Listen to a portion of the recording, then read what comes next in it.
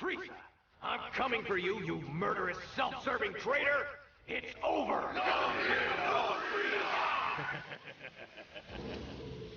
No way, Frieza. You've lived long enough. Actually, it's been too long for my taste. Frieza, listen up! We quit! All of us! Got it? We don't work for you anymore! We're free! You can find someone else to do your dirty work! Oh yeah! There's one last thing! This is for all the people we killed in your name! Here! Have it! Greetings, my rare hunters!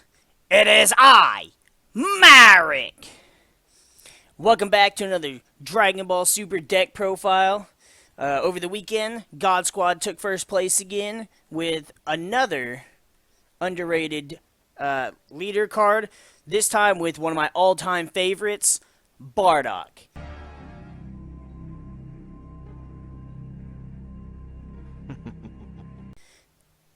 Honestly, I don't know why this leader gets so much hate. Yes, his unawakened side is pretty basic. When he attacks a leader card, you get to draw a card. When he awakens, you switch 2 of your energy back to active mode, and then you evolve him, so you don't get the draw. But honestly, I actually prefer the energy reset with this leader. Otherwise, I would probably end up running the new Bardock leader coming out in the draft set. But getting to reset 2 of your energy to be able to, well, play the deck the way I do is fucking phenomenal. When he awakens, he swaps over to Unwavering Justice Bardock.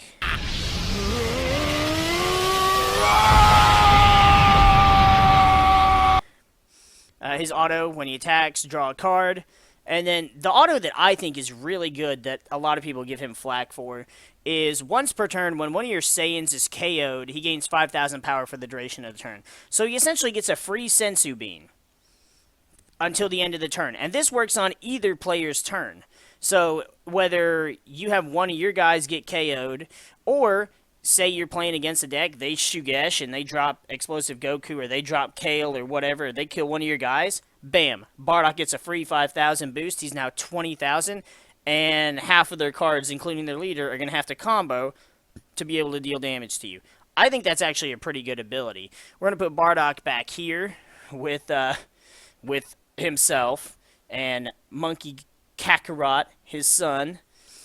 We're going to start off with probably one of the best cards in the deck that the deck just could not run without it. Planet Vegeta. We run 4 Planet Vegeta. It's a field card, so as of right now, there's nothing to destroy field cards, so it's going to stay there forever. At the end of your turn, switch all Great Apes in your battle area to active mode, which is one of the reasons why the deck and this card in particular are so powerful. Also, when you play this card in your battle area, choose a Saiyan with an energy cost 4 or less from your deck and add it to your hand. Pretty much every Saiyan in the deck, bar 2 cards, are 4 or less. So you can add any card, any Saiyan card you want to your hand. Such a good card to have that free search every time you play it, and you can play one to replace another to keep getting more searches as well. The first member of Bardock Squad, we run 4 Unwavering Solidarity Fascia. She's just a 1-cost blocker. She doesn't do anything else. 5,000 power. She's really not that big a deal until she evolves into Hidden Power Great Ape Fascia. Now the cool thing about the Great Apes is they don't have an evolve cost.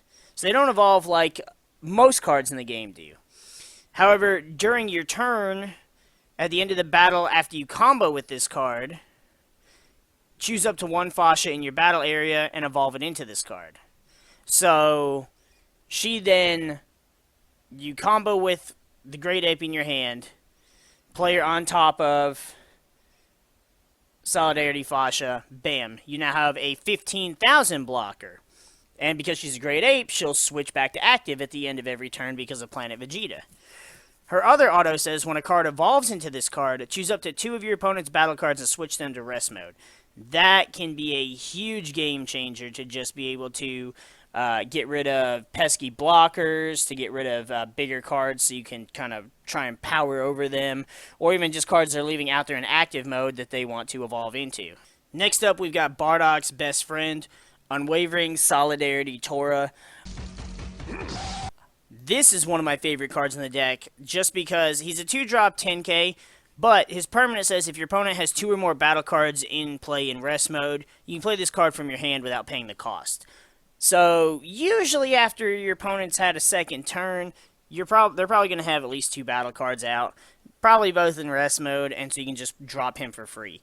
And if not, Great Ape Fasha will ensure that they are. Tora also evolves into Hidden Power Great Ape Tora. Now, we run 3 Toras as well as 3 Fashas and then 4 of the base cards, just because I'd rather see the base cards, because without the base cards, the Great Apes are a little less than useful.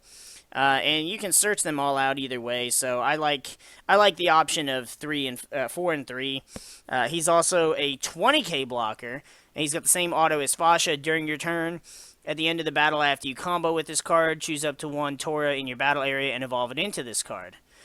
Now, when he evolves, you choose up to 1 battle card in your opponent controls in rest mode and KO it. So, Fasha comes out, puts stuff in rest mode, allows you to free play Tora, evolve Tora, Tora now blows anything up. Really good for getting rid of anything problematic on your opponent's side of the board. And what kind of Saiyan Great Ape deck would we be running if we didn't run the Lord himself, King Vegeta?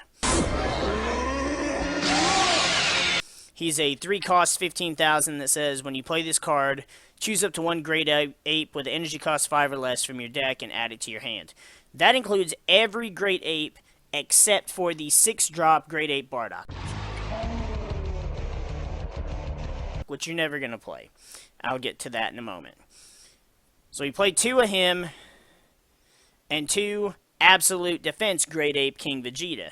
He's a 25k.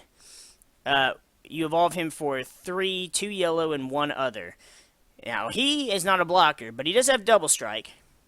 He does have the permanent that gives all of your yellow Saiyans Barrier. And he has a permanent that reduces the combo cost of all your Saiyan cards in your hand by 1. So, for example, Tora.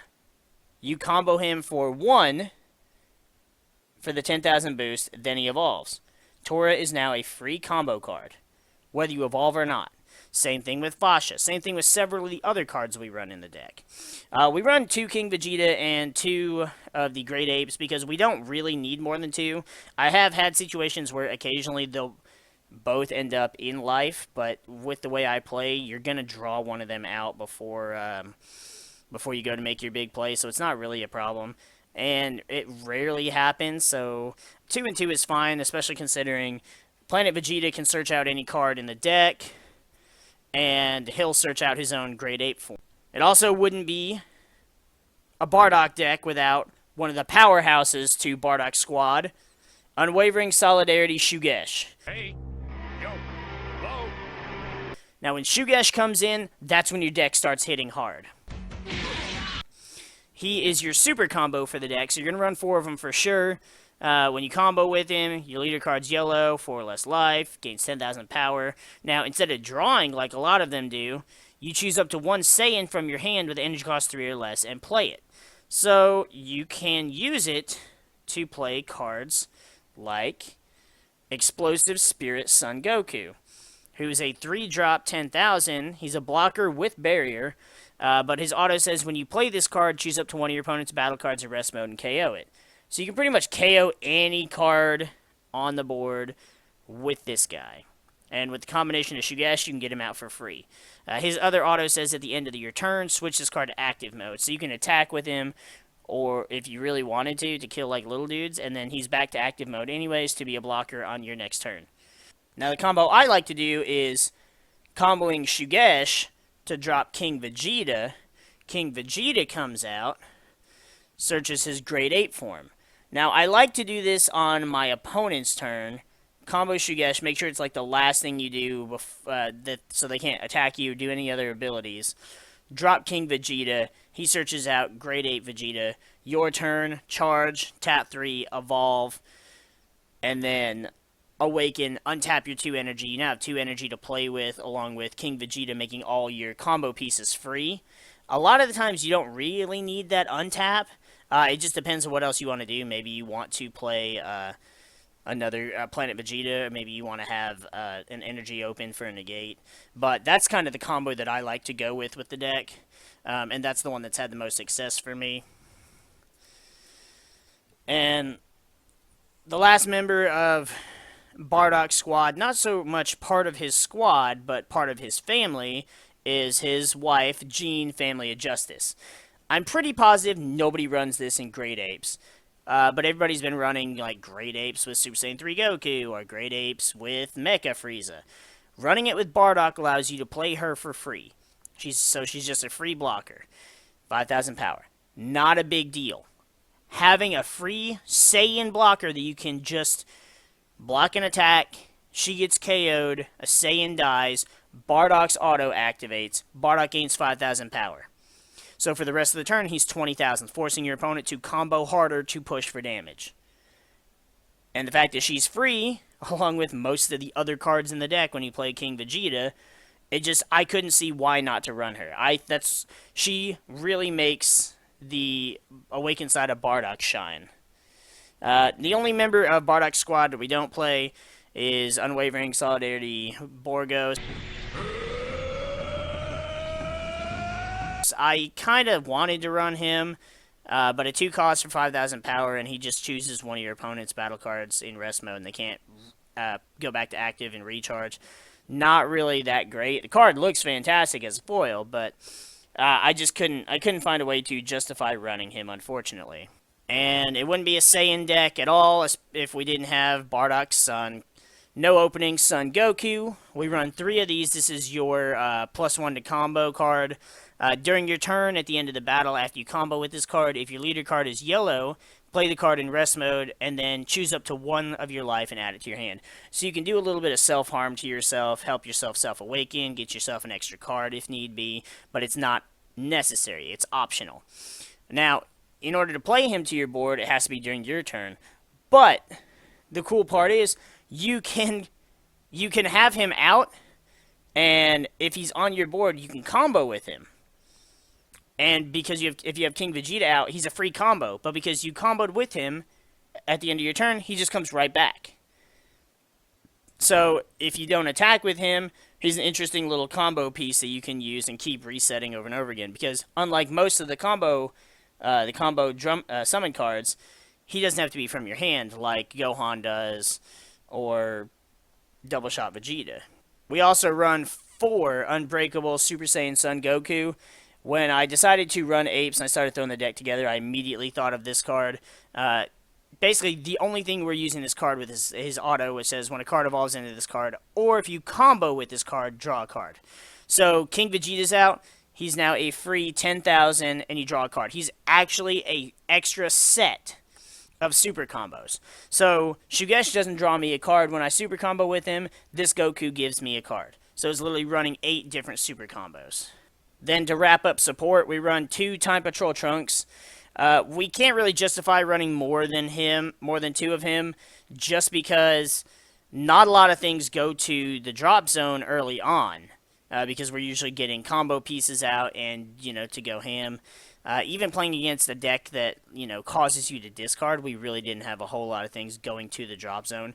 But having 2 in there for later gameplay options was really good. Then, as was last-minute filler, we threw in 4 Bodyguard Legic. Now, you're probably thinking, why the hell do you need more blockers? Truth is, you don't. Other truth is, free blocker. 15k free blocker. On top of that, he's a free combo cost. So, you're really not losing out with him. And because of the deck, nothing in the deck really needs, like, all yellow energy, for example. It's okay to charge one of them and have 1 red energy. It's not going to hurt you or set you back too much. Then the last card in the deck is our Negate, Flying Nimbus. This is probably one of the best negates in the game, if not the best, outside of maybe Whis' coercion. But depending on how you want to look at it, this one could be better than Whis. You basically negate the attack, then you can place a yellow card in your hand in the drop area. If you do, your opponent can only attack one more time with battle cards for the duration of the turn. So they can still attack with their leader. But if they've already attacked once, you play this, discard a card, they get one more battle card attack. You can essentially shut down an entire turn, an entire power play, build your board up, and then completely wipe out any potential momentum that they had started to grow on their side of the board. Honestly, I don't use this card too often, and a lot of times it did get charged, but having one or two left to be able to play was just fantastic, and I could pitch away extra, like an Ape I didn't need, or like a Tora or Fasha, one of the base sets I didn't really need, and just shut off my opponent's battle for the rest of the turn. Round 1, we ended up playing against Mono Red Super Saiyan 3 Goku. Now, this wasn't your generic, like, red aggro deck. In a way, it kind of was, but it played a lot of cards that you normally wouldn't see in that particular build. Such as the GT Vegeta, powerful as ever. When he, KOs a battle card, you deal damage. Had 4 of the Ultimate Gohans in it, and he ran Hit. He ran the Lightning Fast Hit to evolve. It was essentially It was a mock-up burn deck that a teammate of mine and I had we had played around with. We had brewed it up and tried to get it to work, but it was just a little inconsistent trying to get as much burn damage as we wanted. There's just not enough burn-type cards in the game yet. But we ended up playing against him. The deck just doesn't handle Apes well with all the blockers it has, even with the Ultimate Gohans. Like, you would think that having the ability to run over one of my blockers and burn me would do something, but even then he couldn't keep up with the advantage that the Ape deck just throws at him. So we ended up 2-0ing him. Round 2, we played against another God Squad teammate. He was running Brawly with the new promo Brawlies and the Kaba Khalifa Kale engine. That was a little bit of an uphill battle early on, but once we dropped King Vegeta, at that point it was just kind of, it was a little grindy to get through some of his stuff, but I mean, once King Vegeta hit the board, it was all on my side. It was all the advantage was mine at that point, because he couldn't even attempt to blow up any of my stuff because everything had barrier. We ended up 2-0ing him as well, and then the last round, we played another one of our God Squad teammates. This time, he was running Mono Red Dr. Mew, the gadgets of the Dragon Ball card game. That deck does a lot of what Apes can do, but it does it a little earlier on. The only downside for it is they're all a bunch of little guys. And again, once King Vegeta comes out, like, he can't Planet M2 anything. Rildo can't touch any of the cards. Baby Subdual can't take any of my cards. Even the promo Baby can't touch anything. So there really wasn't a whole lot he could do once King Vegeta comes out and all my Great Apes start evolving, and I've just got this wall of big hitters that are also blockers on his turn. And we ended up siding for Game 2. He's the only person that sided against me, the only person that I sided against. He ended up siding in 4 Ultimate Gohans against me with the intent of hitting me with a big hitter that even if I block it, it's still going to do damage if he kills one of my guys. But even then, that really didn't end up panning out for him as well as he had hoped it would. So we ended up 2-0ing that match as well and took first place. We got some nice promos. They didn't have any more mats. Kind of a letdown, but we already have one of each of the winter mats plus our Trunks Super Tournament mat, so it wasn't really that big of a deal. This is also the same build that we used to defeat and overpower the Mecha Apes build that we mentioned about a week ago. Brace yourself, freak!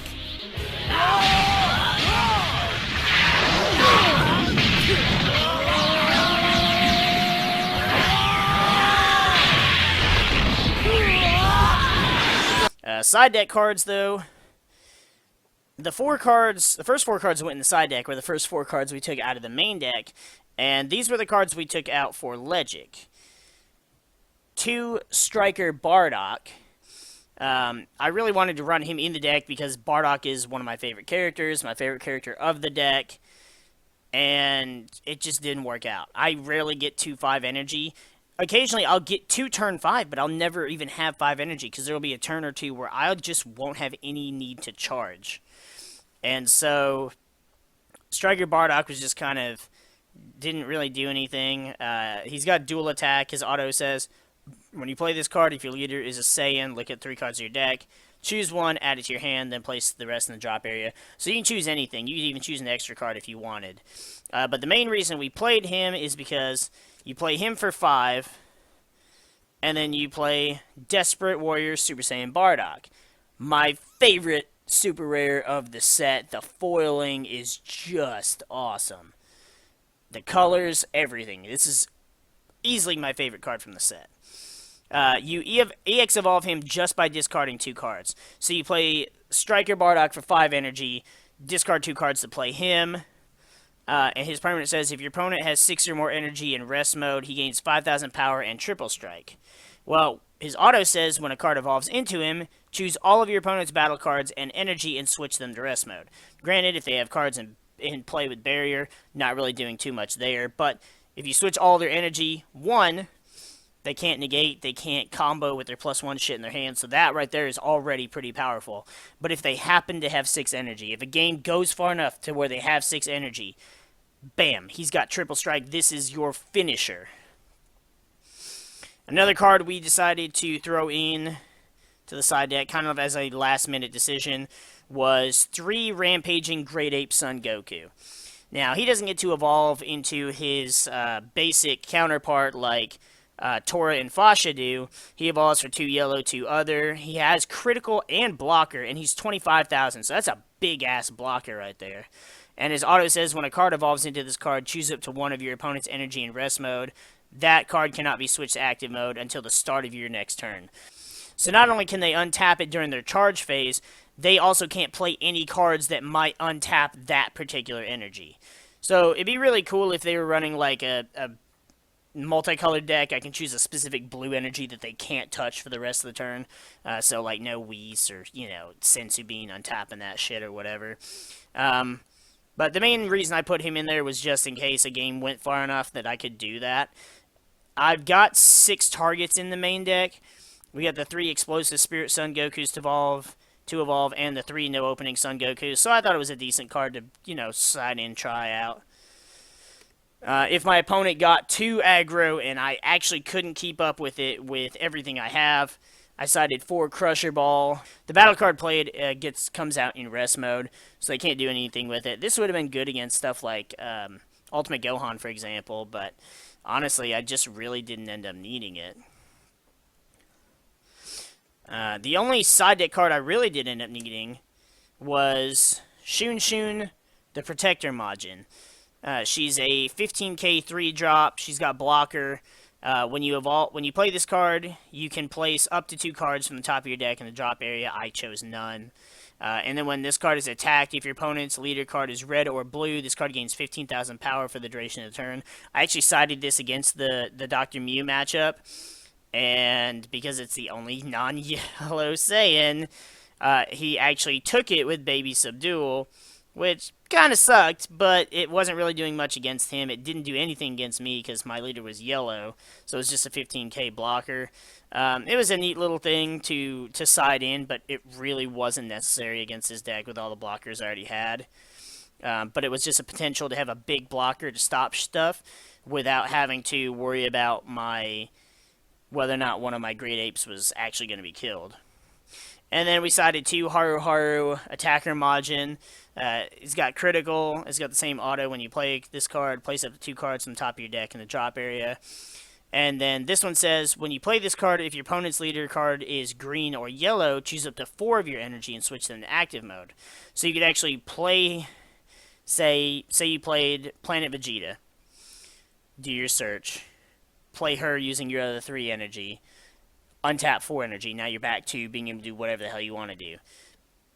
Really wasn't quite necessary. It just would be a free crit attacker, basically.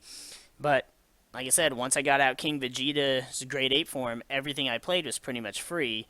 So, I really didn't need that much energy to play around with. All in all, I think the Bardock leader is fantastic. I think he's severely underrated, and I think his awakened auto, his once per turn, is actually really fantastic. The free 5,000 boost came in extremely handy, both during playtesting and during the tournament matchup as well, preventing some cards from even bothering to attack and preventing others from getting a free swing without having to drop card advantage to be able to combo over it. So, but that's going to be our yellow Bardock deck profile. If you guys enjoyed the deck profile or you guys like the deck, you want to try it out, yellow Bardock, I think he's severely underrated. He's fantastic. And in some ways, I think he's better than Mecha Frieza just because of the way that you can play this deck and not have to completely burn yourself out. And he might see more play as well once the Mecha Frieza errata comes into play. We'll have to wait and see. I still think he's a better yellow leader than the draft box counterpart. But the draft box does have some pretty dope art, and his ability's not too terribly bad either. I just like I like being able to draw early on, and like I said, that 5,000 at the end of it during every turn is just a lot more helpful than it sounds like it would be on paper. But go ahead and hit that like button down below for us. We appreciate the support. We appreciate all of our subscribers as well. We're at 329 last time I checked. You guys have been eating up this Dragon Ball Super content, and it just makes me so much happier to be able to do these deck profiles for you as well. We've actually got 2 more deck profiles from 2 of our God Squad teammates coming out as well, so be sure to keep an eye out for those as well. We're going to go ahead and get the frig out of here, though, and we'll see you guys in the next video.